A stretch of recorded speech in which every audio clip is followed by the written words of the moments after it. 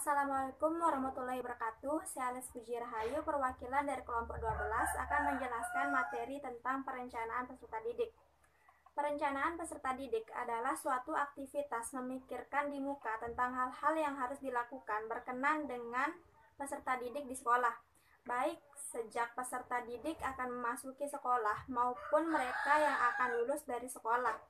Yang direncanakan adalah hal-hal yang harus dikerjakan berkenaan dengan penerimaan peserta didik sampai dengan kelulusan peserta didik.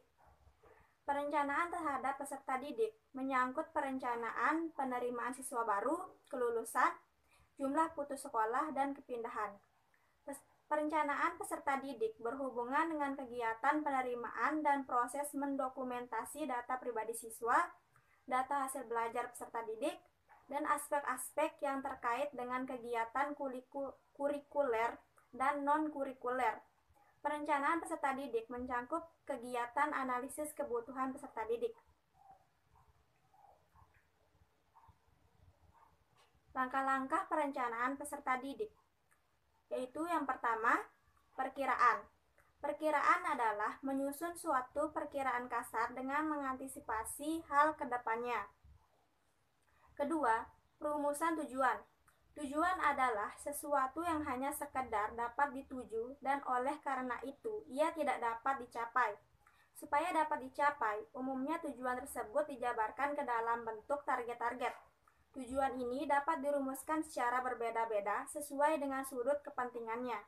Ada rumusan tujuan jangka panjang, kemudian dijabarkan ke dalam tujuan jangka menengah dan tujuan jangka pendek.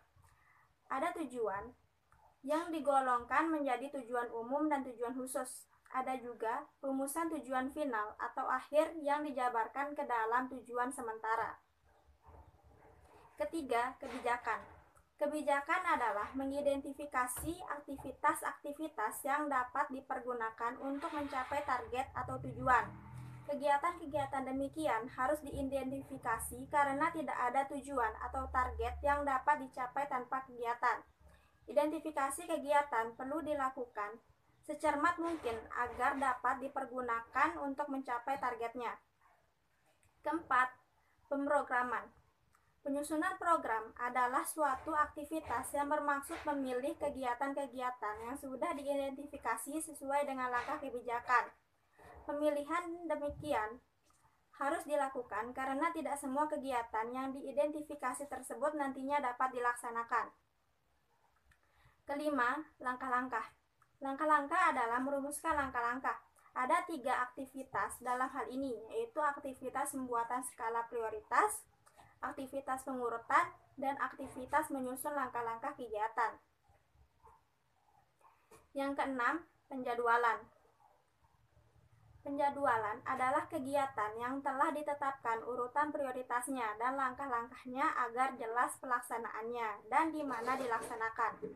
Dengan demikian, jadwal ini semua personalia yang bertugas dan memberikan bantuan di bidang manajemen peserta didik akan mengetahui tugas dan tanggung jawabnya serta kapan harus melaksanakan kegiatan tersebut. Yang tercantum dalam jadwal adalah jenis-jenis kegiatannya secara urut, kapan dilaksanakan, siapa yang bertanggung jawab untuk melaksanakan, bahkan kalau perlu di mana kegiatan tersebut dilaksanakan. Dengan jadwal demikian,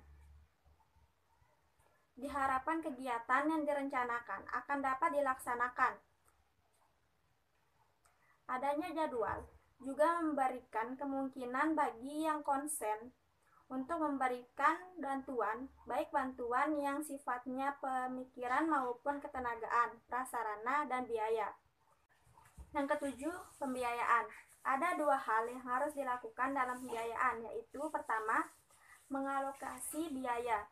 Alokasi di sini adalah perincian mengenai biaya yang dibutuhkan dalam kegiatan-kegiatan yang sudah dijadwalkan. Pengalokasian di sini hendaknya dibuat serinci dan serealistik mungkin. Kedua, menentukan sumber biaya. Sumber biaya demikian perlu disebutkan secara jelas agar mudah menggalinya. Pada sumber-sumber biaya yang bersifat primer dan ada pula sumber-sumber biaya yang termasuk sekunder. Yang terakhir, kesimpulan. Berdasarkan rumusan masalah yang telah ditetapkan dan kaitannya dengan uraian-uraian yang telah dikemukakan, Maka dapat disimpulkan bahwa 1. Perencanaan peserta didik berbasis sekolah adalah suatu aktivitas memikirkan di muka tentang hal-hal yang harus dilakukan berkenaan dengan peserta didik di sekolah, baik sejak peserta didik akan memasuki sekolah maupun mereka yang akan lulus dari sekolah. Kedua, langkah-langkah perencanaan peserta didik berbasis sekolah meliputi perkiraan, perumusan tujuan, kebijakan, pemrograman, menyusun langkah-langkah, penjadwalan, dan pembiayaan. Yang ketiga, hal-hal yang diperhatikan dalam perencanaan peserta didik berbasis sekolah ialah sensus sekolah, ukuran sekolah dan kelas, serta kelas yang efektif. Sekian dari saya. Wassalamualaikum warahmatullahi wabarakatuh.